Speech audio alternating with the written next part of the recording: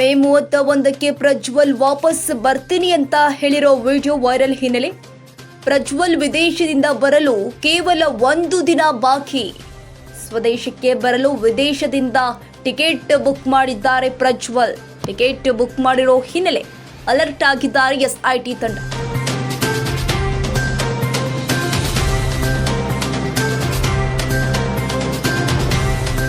ದೇವನಹಳ್ಳಿಯ Kempegowda ಏರ್ಪೋರ್ಟ್ನಲ್ಲಿ SIT full alert.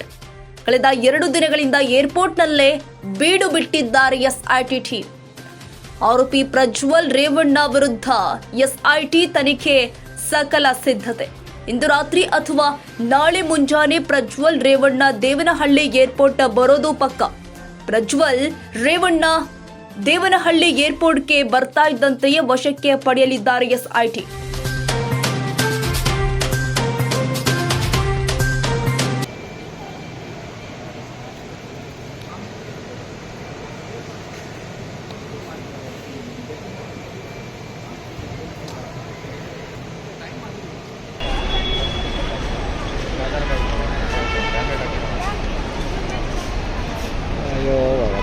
ಯಾವನ್ ಕೇಳಿ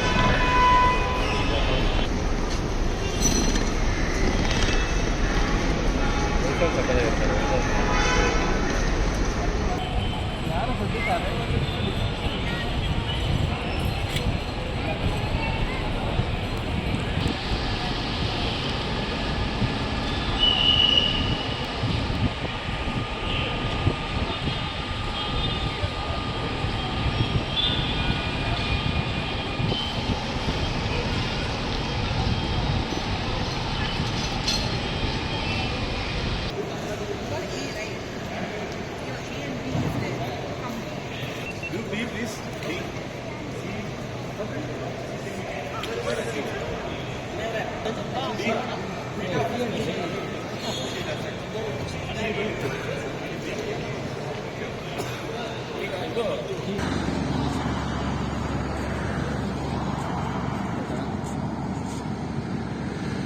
ಕ್ಷಣ ಕ್ಷಣದ ಸುದ್ದಿಗಾಗಿ news 81 Kannada YouTube channel subscribe ಮಾಡಿ. ಹೊಸ ಸುದ್ದಿಗಳ ನೋಟಿಫಿಕೇಶನ್ಗಾಗಿ ಬೆಲ್ ಐಕಾನ್ ಕ್ಲಿಕ್ ಮಾಡಿ.